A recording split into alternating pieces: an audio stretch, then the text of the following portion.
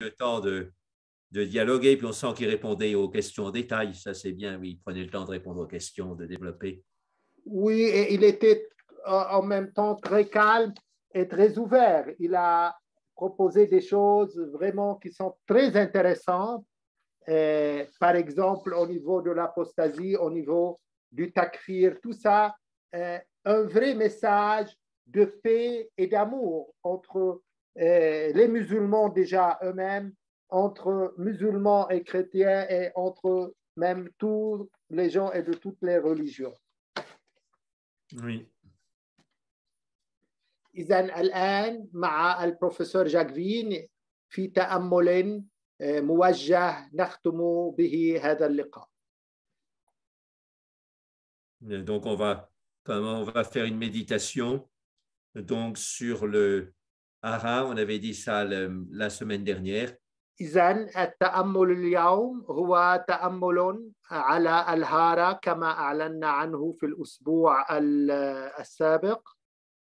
Et donc, il y a un lien entre ce hara et une paix fondamentale qui vient de la non-peur. هناك ارتباط وطيد بين الهارا وبين سلام على المستوى الذاتي يأتي من اللا خوف. Donc, on va faire une pratique. وهذا ما سنمارسه في هذه الجلسة.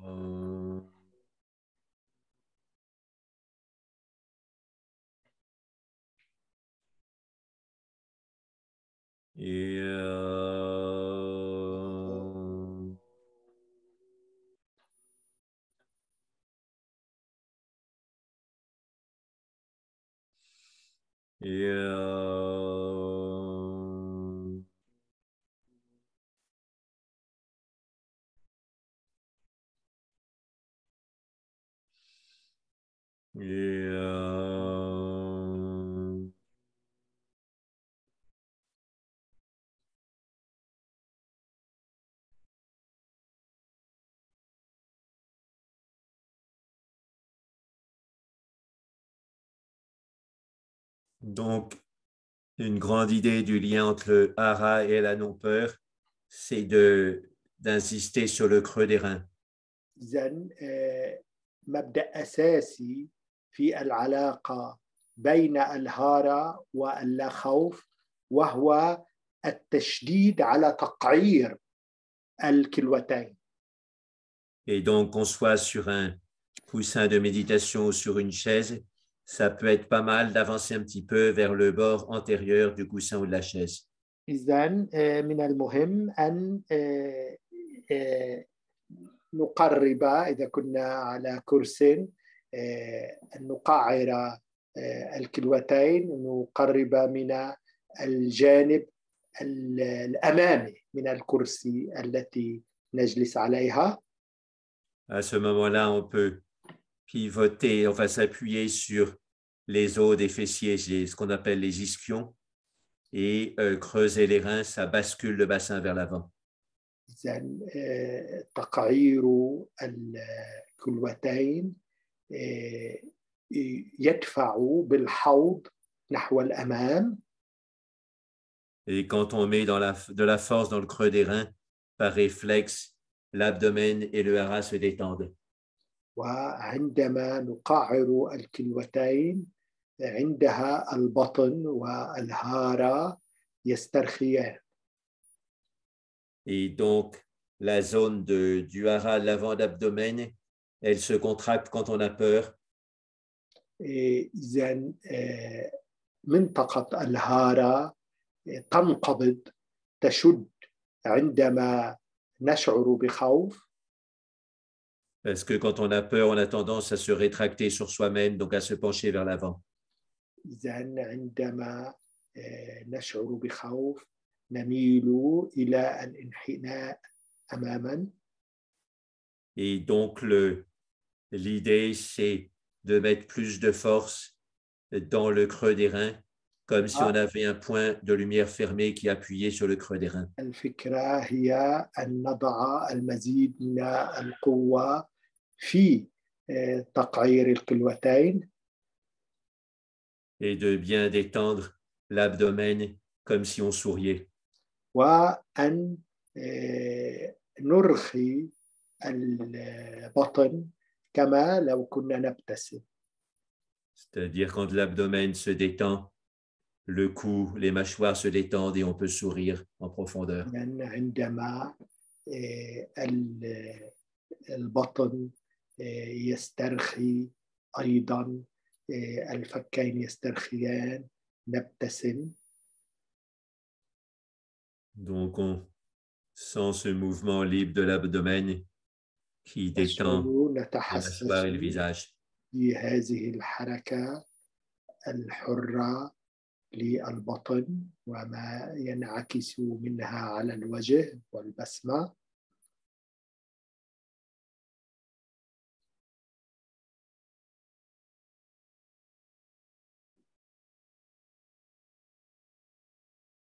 Comme font les bébés, on peut additionner un petit mouvement de la tête à la respiration abdominale. كما يفعل الأطفال يمكن أن نضيف حركة من الرأس مع هذا التنفس البطني. Quand on inspire, on soulève légèrement la tête. Quand on expire, on la laisse aller vers l'avant. عندما نأخذ نفسا شهيق نرفع الرأس وعند الزفير نحني الرأس نحو الأمام.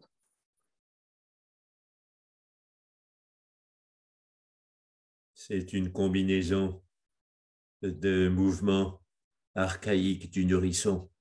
إنه حركة تلقائية للطفل عندما يكون رضيعا. Ça nous donne le fond de paix du nourrisson qui n'a pas encore les problèmes de la vie. وهي تعطينا فكرة عن أسباب الأساسية لهذا السلام الداخلي عند الرضيع الذي هو بعيد كليا عن مشاكل الحياة وأزماتها.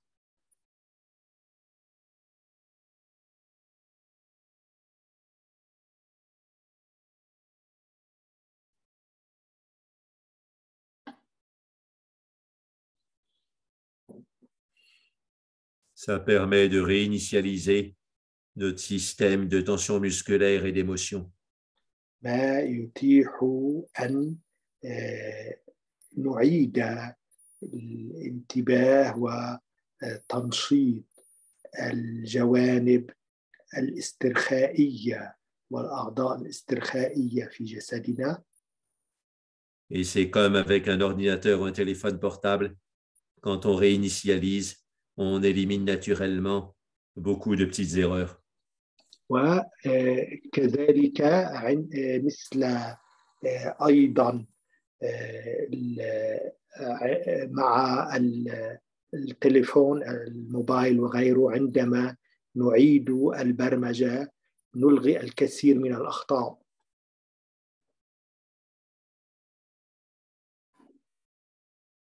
On pratique pendant 2-3 minutes cette respiration.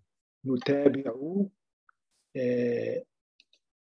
دقائق هذا التنفس.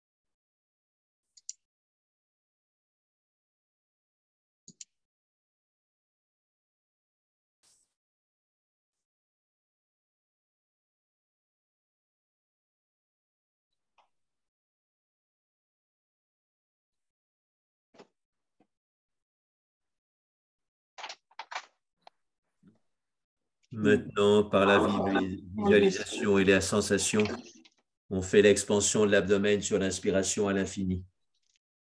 إذن مع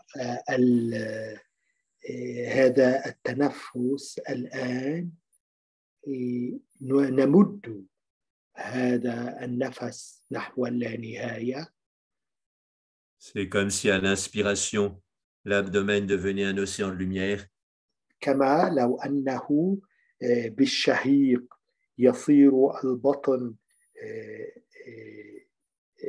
كرة نورانية كبرى. Et que sur cette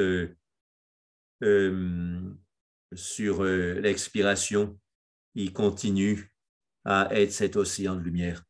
وعلى الزفير يتابع أن يكون هذا المحيط الكبير من النور.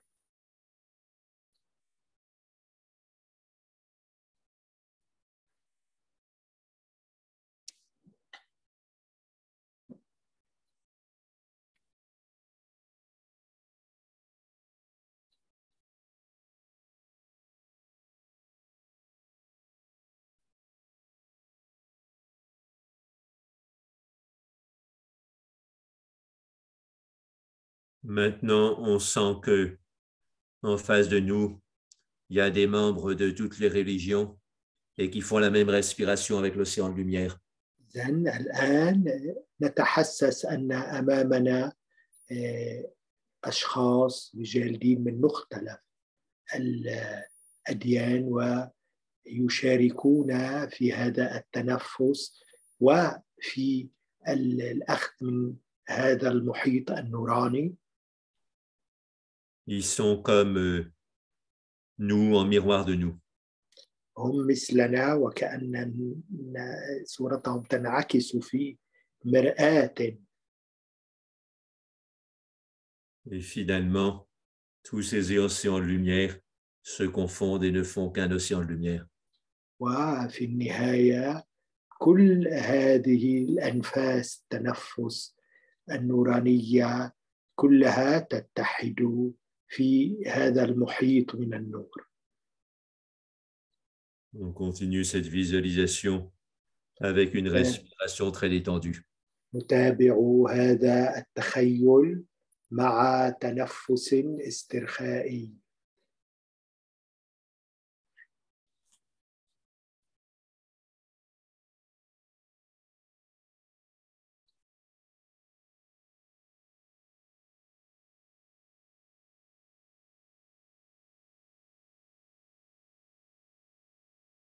Maintenant, on inclut non seulement les gens des autres religions, mais les gens qui n'ont pas de religion et même les gens qui sont contre la religion.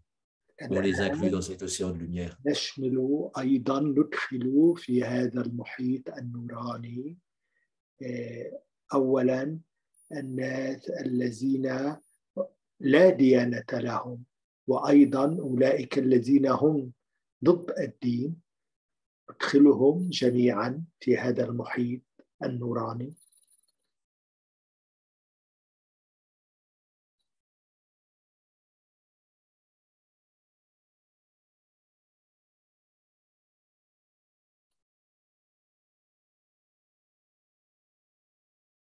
En effet, parmi ces gens qui sont sans religion ou contre la religion, il y en a beaucoup qui cherchent quand même à devenir de meilleures personnes. أيضا بين هؤلاء الأشخاص الذين لا دين لهم أو الذين هم ضد الدين أناس كثيرون يبحثون عن تطورهم الذاتي. Donc, on les inclut dans notre océan de lumière. ندخلهم إذن في هذا المحيط من النور.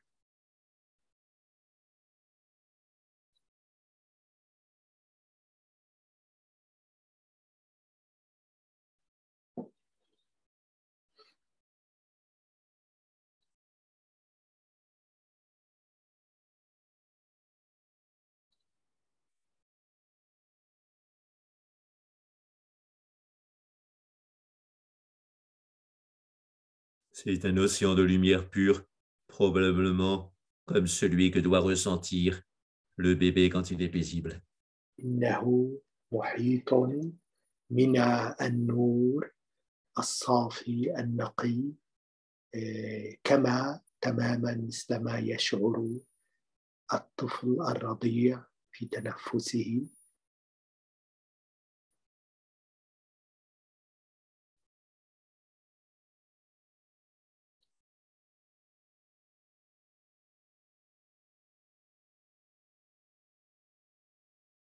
Quand il ne fait pas encore la distinction entre les croyants et les non-croyants.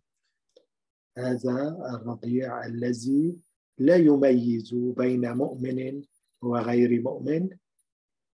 Quand il ne fait pas encore la distinction entre les familiers et les étrangers. ولا يميز بين أبناء عائلته وبين الغرباء.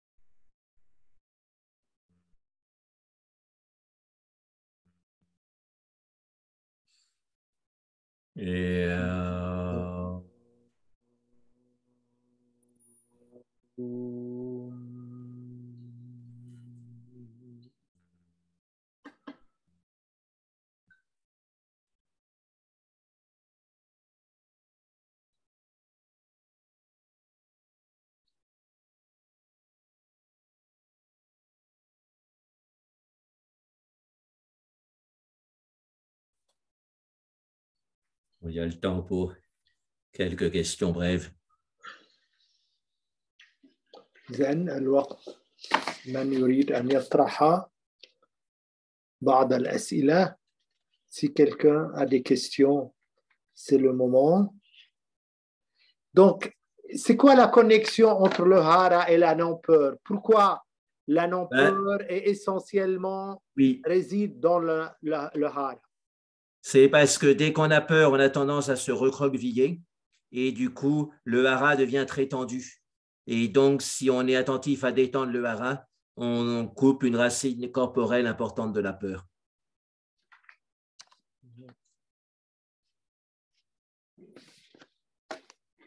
Et le hara en tant que point, c'est de quelle tradition? C'est pas une tradition chinoise plutôt? Alors, c'est japonais, mais je n'ai pas eu le temps de l'expliquer là, mais on peut considérer que c'est le même point que le svadhisthana en yoga. Sthana, l'endroit, sva du soi, adi, fondamental. On peut considérer que c'est la même localisation.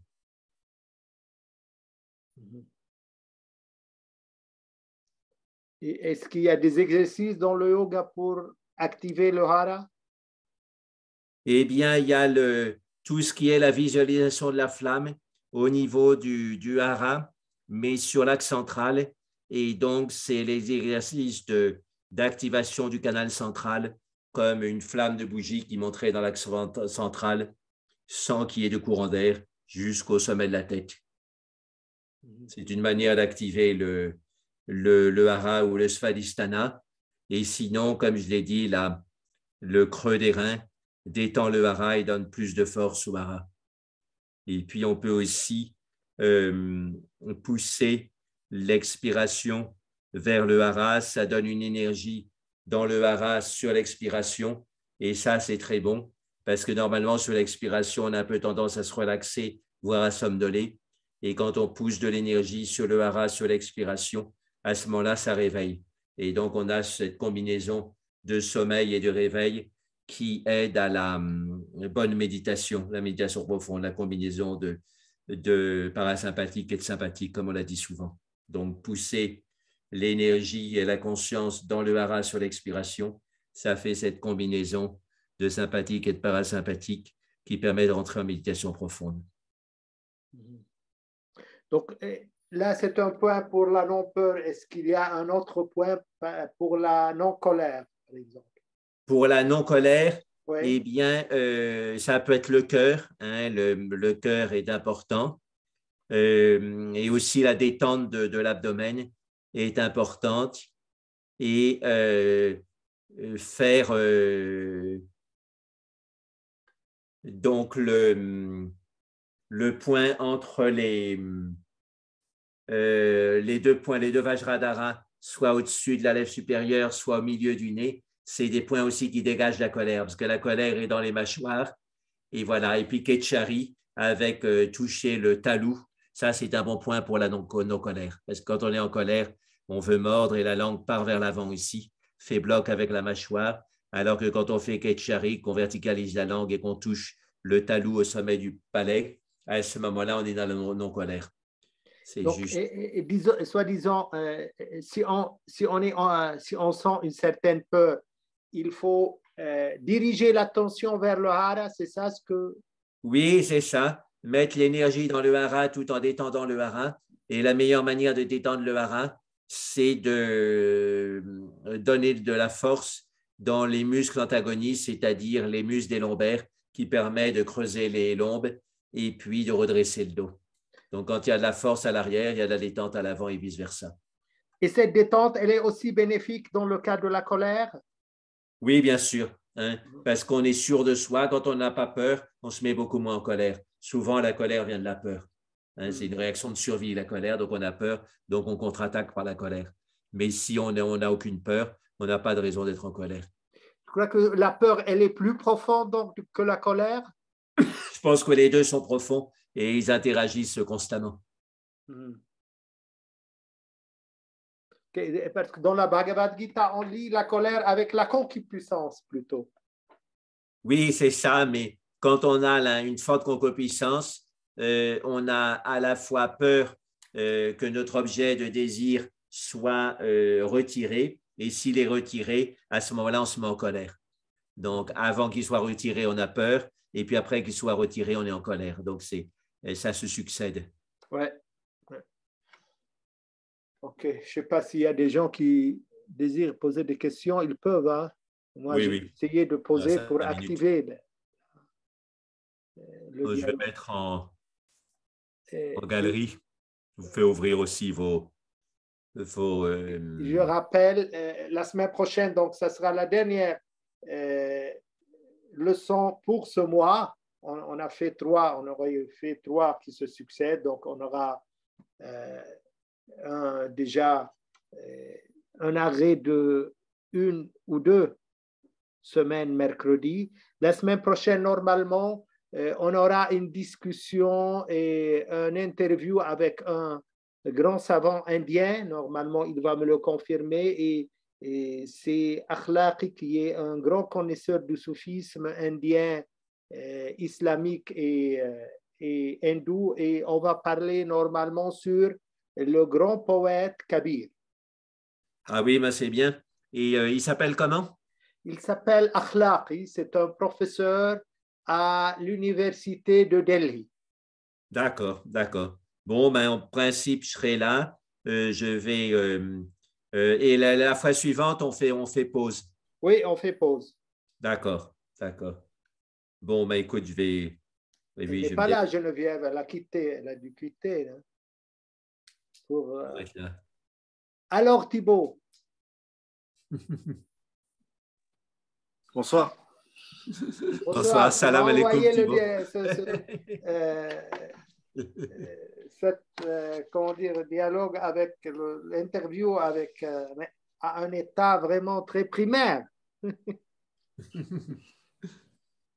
Et là, j'attends Geneviève qu'elle finalise ça, mais elle n'est pas là pour lui. Oui, ben moi, j'ai relu l'anglais là de la fin de l'interview 8 et donc, il ne me reste plus qu'à relire une seconde fois, puis ensuite traduire en français, relire le français. Donc, et tu devais jeter un coup d'œil sur l'interview avec Marc De Smet, non? Tu ne l'as pas fait. C'est eu en queue. Hein. Là, j'essaie de terminer le 8. Et il n'est pas long, hein, cette interview. Pour toi, c'est une affaire d'une heure, tu peux le finaliser. Oui, mais des affaires d'une heure, j'en ai des douzaines, et donc il faut 12 heures. 12 affaires d'une heure. On s'est engagé avec Louis qu'on va lui envoyer cette interview, et ça fait maintenant 3 mois. Et normalement, on doit l'accueillir à la rentrée, comme il a promis. Mais avant de l'accueillir, au moins, on va tenir notre promesse et lui envoyer cette interview. Fais un petit effort, donne 1 heure de ton temps aussi précieux que ça. Pour finir, c'est finalement ton ami et ton... Oui. C'est toi qui as déjà, comment dire, proposé de lui envoyer cette interview et on lui a promis ça et depuis. Voilà. Je crois que c'est bon. Normalement, on doit finir notre session. C'était une belle rencontre d'abord, même si c'est en arabe, on a essayé de traduire au maximum et l'essentiel du message de cette personne qui est parmi les hauts. Là, je n'ai pas voulu dire ça devant lui, mais c'est l'un des grands dirigeants de la République islamique d'Iran parce qu'il est membre du comité et du haut comité qui choisit donc le dirigeant de on appelle ça Murshid al-Sawra, le dirigeant de la révolution. Donc, parmi les grandes personnalités. Et voilà, il a vraiment un message de paix et d'amour qui est assez profond et assez touchant. Oui. Oui. Il est connu, comme ça, ce sera sur YouTube et ça pourra circuler. Voilà, hein, les gens verront ce qu'il dit, sentiront aussi sa personnalité, on sent sa personnalité. Même moi, je ne comprenais pas, pendant qu'il parlait, mais on sentait quand même son état émotionnel. De toute façon, j'ai traduit l'essentiel, question par question. Voilà. Thibaut, tu as quelque chose à dire avant qu'on termine? Non, je voulais vous remercier, là, c'était intéressant. Oui. Je ne connaissais pas du tout, donc voilà. Oui. Entendu. Voilà, à la semaine prochaine. Merci, bonne soirée. Tout le monde. Oui. Ouais.